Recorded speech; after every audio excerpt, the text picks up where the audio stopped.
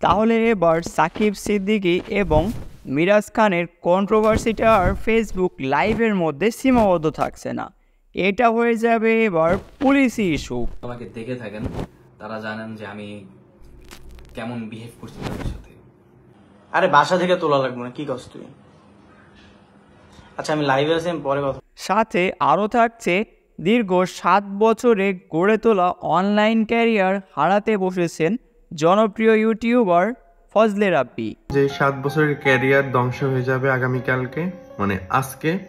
তো অনেকেই বলছিল যে অ্যাটেনশন পাওয়ার জন্য। অ্যাকচুয়ালি প্রথমে বলে নিতে চাই, প্রবলেমটা হচ্ছে এই যে এটা। শুরু করা যাক মিরাজ খান এবং সাকিব সিদ্দিকীকে নিয়ে শুরু হওয়া কন্ট্রোভার্সিটা নিয়েই।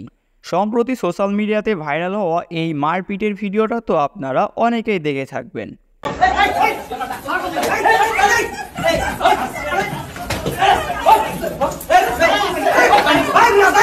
এটা দেখে বোঝা যাচ্ছে যে মারপিটটা কিন্তু বেশ সিরিয়াস পর্যায়েরই ছিল।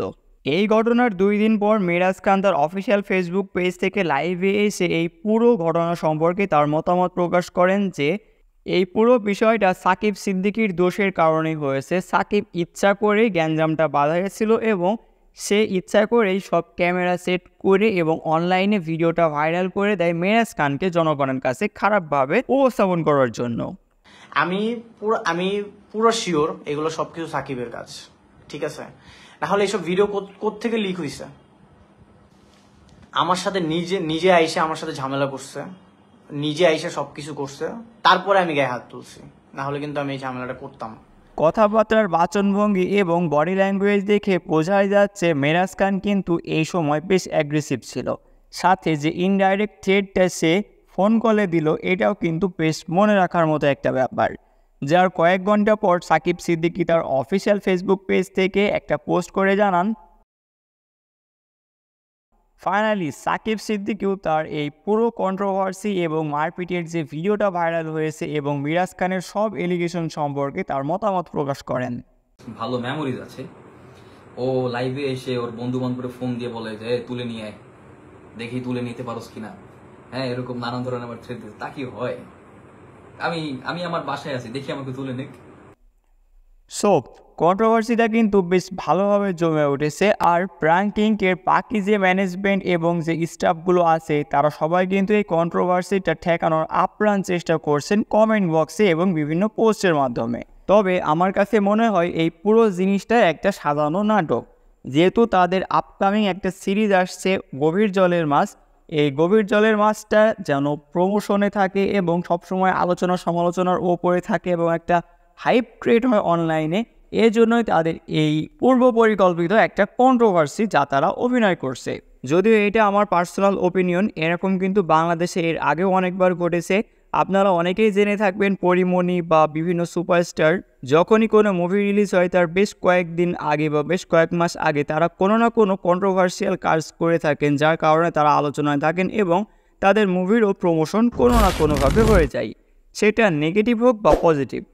এই নিয়ে আপনার কি মন্তব্য? সাকিব সিদ্দিকীর কন্ট্রোভার্সিতে আপনি কার পক্ষে? কমেন্টে জানাতে পারেন। নেক্সট আপডেট আসছে তৌহিদ আফ্রিদিকে নিয়ে। অলরাইট গাইস, সো আজকে থেকে টানা 15 দিন আমি কিন্তু বাংলাদেশে থাকবো না। সো আজকে আমার গান রিলিজ হবে পাশের বাড়ির মাইয়া, অ্যান্ড লন্ডনে আমি যাচ্ছি আজকে, এখন রওনা দেবো আর কি। So vlog 116 is coming. তো দুইটার জন্য অনেক এক্সাইটেড। ঠিক আজকে রাত 10টার দিকে কিন্তু অফকোর্স গানটা আসতেছে, এটা মিস আউট করবেন না, অফকোর্স দেখবেন। অ্যান্ড লন্ডনের সবার সাথে আমার দেখা হচ্ছে। Love you all, bye bye. যদিও গান এখনও আপলোড হয়নি, আশা করছি এই গানটাও বেশ ভালোই পারফর্ম করবে। আর ভাইয়া কিন্তু তার নতুন ভ্লগেরও একটা আগাম আপডেট দিয়ে দিয়েছেন। নেক্সট আপডেট আসছে জনপ্রিয় টিকটকার এবং ক্রিয়েটর ফজলে রাব্বিকে নিয়ে। সম্প্রতি তিনি তার অফিসিয়াল ফেসবুক পেজ থেকে একটা বড়সড় ভিডিও আপলোড করে, যেখানে তিনি জানান ফেসবুকের বেশ কিছু গ্লিচ এবং সিকিউরিটি ইস্যুর জন্য তার ইনকাম ফেসবুক থেকে অফ হয়ে গেছে। বলছি বাট ফেসবুক শুধু বলতেছে এটা যে রিভিউতে আছে। এখন আমার কথা হচ্ছে যে রিভিউতে থাকলে তারা রিপ্লাই কেন দিতেছে না? আজকে এতদিন থেকে আমি সাবমিট করতেছি, এত কিছু করতেছি, কোনো রিপ্লাই করতেছে না। এরপরে পেমেন্টটা হোল্ডে।